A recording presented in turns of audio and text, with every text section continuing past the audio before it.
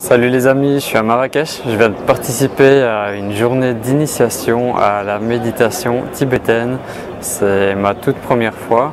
Donc, comme vous savez sûrement, ça fait déjà plusieurs mois que je médite. J'ai lancé aussi le défi 100 jours de méditation.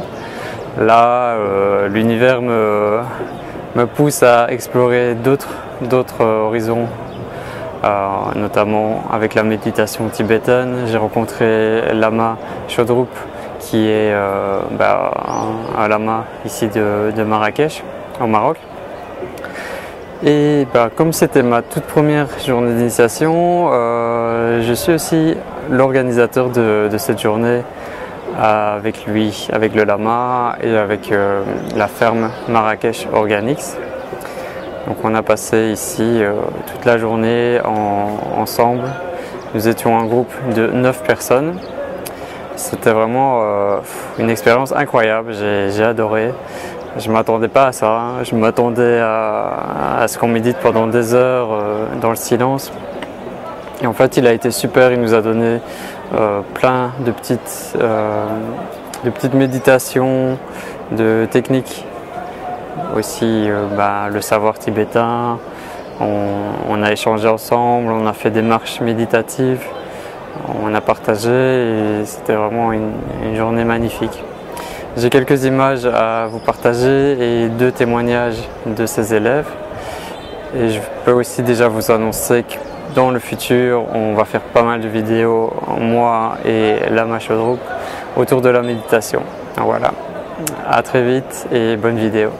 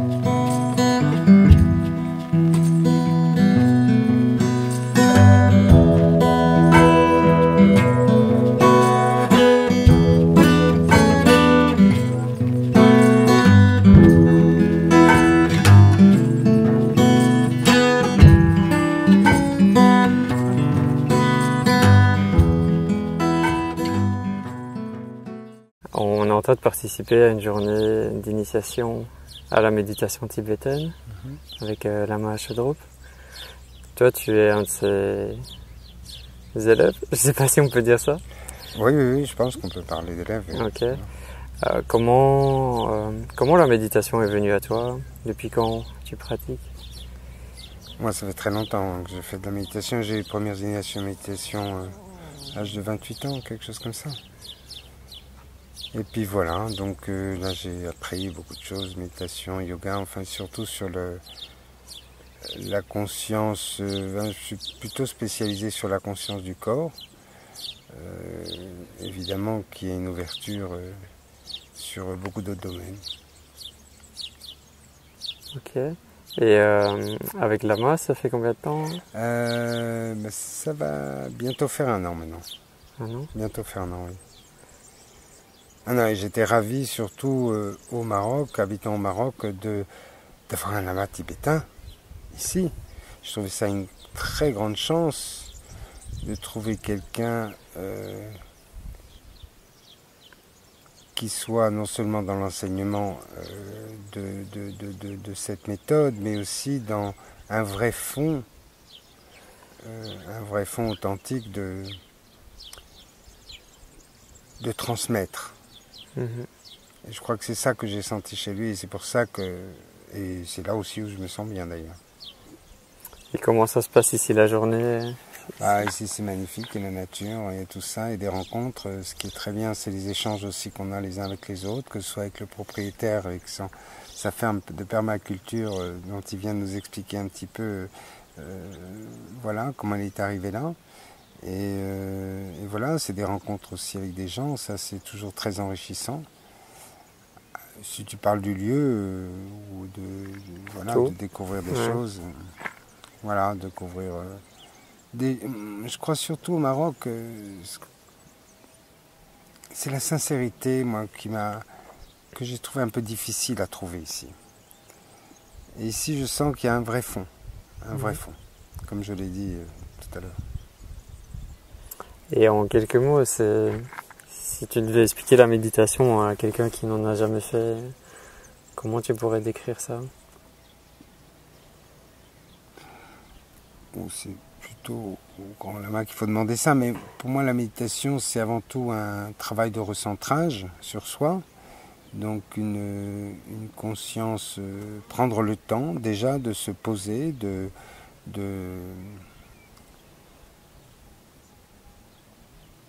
s'écouter, et par conséquent d'être en harmonie avec ce qui nous entoure, être humain, plantes, etc. Voilà, et j'ai l'impression que dans cette méthode, il y a une puissance, une force de transformation. Je crois que c'est vraiment le mot là qui me travaille en ce moment, cette capacité qu'on a avec l'entraînement évidemment de transformer les choses, transformer que ce soit nos sentiments ou nos émotions bien sûr, mais aussi de transformer un esprit, de transformer, d'être dans cette dynamique de transformation. Moi, c'est ce qui me plaît en fait. Ok, super. Merci beaucoup. Je t'en prie. On va continuer l'après-midi. Avec plaisir.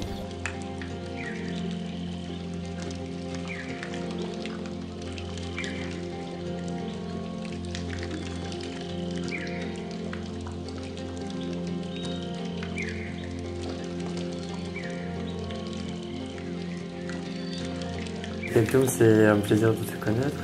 On n'a pas encore beaucoup discuté, mais sûrement qu'on se reverra.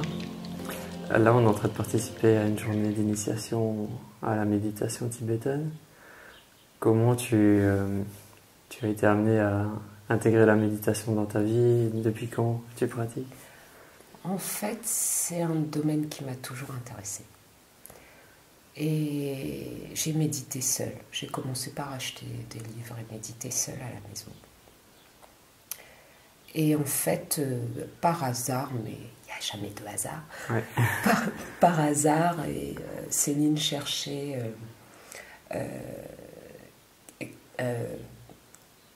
une activité supplémentaire dans le cadre de son boulot, c'était une amie, etc. On a rencontré Claude par cet intermédiaire qui a monté un groupe de méditation pour nous il y a quelques mois, en septembre de l'année dernière. Donc voilà. Et donc là, j'ai eu accès à de la pratique et surtout encadré. Et ça a changé ta manière de méditer et de voir la méditation? Le but est le même, mais là on a l'enseignement des techniques et qui sont très importantes pour arriver à ce stade qu'on recherche, malgré le fait qu'on on ne doit rien rechercher, mais cette élévation de la conscience, elle est possible que si on applique bien certaines choses, je pense. Ouais, il faut un cadre. Ouais. Donc voilà, Claude nous aide à cadrer un peu tout ça. Et c'est quoi méditer pour toi? Méditer, c'est prendre conscience qu'on n'est pas seulement l'être incarné qu'on est, la personne qu'on est tous les jours dans notre vie sociale habituelle, et qu'on peut être autre chose. Et voilà, on touche un peu du doigt cette idée-là. Ouais, le spirituel. Et tu constates dans ton entourage ou tes amis qu'il y a de plus en plus d'énergie vers ça, un retour à... Ma sœur fait de la méditation avec nous. Elle médite aussi. Oui. L'homme qui partage ma vie médite aussi avec nous. Et donc, oui, ça crée une synergie et forcément, la vie tout court change. Elle change réellement. Là, pour le coup, il n'y a pas besoin de faire grand-chose, c'est presque mécanique. Voilà. On s'élève un tout petit peu, on sort de notre cadre quotidien, de nos mécanismes, de nos habitudes, mais surtout de nos habitudes mentales. Et dans la vie, ça se traduit tout de suite par quelque chose. Alors quoi exactement? Je ne sais pas trop décrire ça, mais ça se traduit par une vie peut-être plus légère, plus facile, plus... Voilà. Tu as d'autres pratiques, du yoga ou d'autres choses? Tout récemment, mais je n'ai pas encore fait. J'ai fait un atelier d'initiation au soufisme. Et ça complète pas mal. Parce que l'air de rien, on n'oublie pas la culture dans laquelle on a grandi. Moi, pas fatalement, mais je suis de tradition musulmane. Donc voilà. Et dans le soufisme, alors je retrouve et cette partie-là, et des croyances, je peux appeler ça des croyances, de la tradition musulmane. Donc, ça s'interconnecte et ça, c'est juste génial. Ouais, tu connais Rumi? Ah oui, je connais Rumi. Ouais, j'adore. Oui. Et il y a un très très beau livre d'Elif voilà. Soufi, mon amour.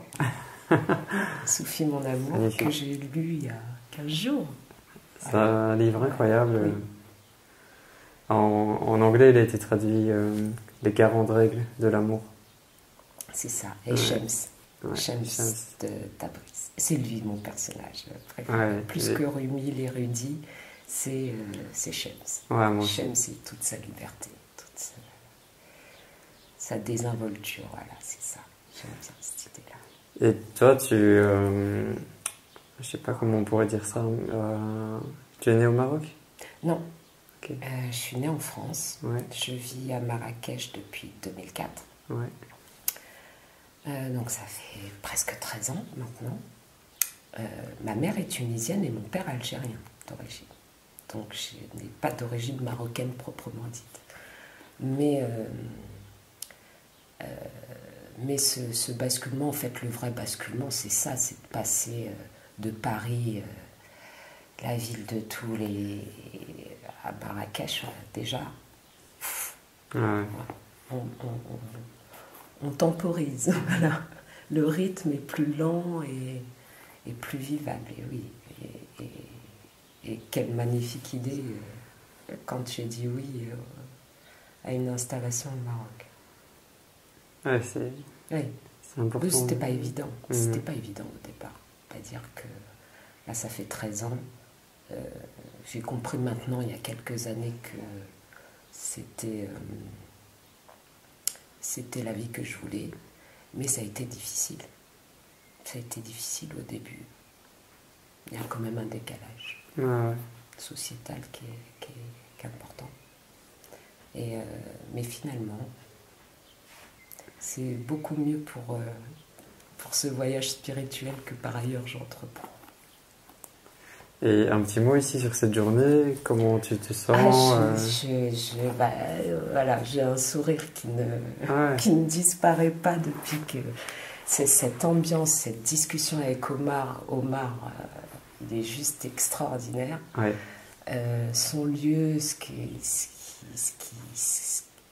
tout le monde dégage et ce que le lieu dégage. Donc, bon, voilà, je donne juste le sourire, cette sensation. Il n'y a rien besoin de faire. Il y a une espèce de... Il y a un bien-être qui s'installe très, très facilement. Il y a des bonnes énergies. Oui. Ouais.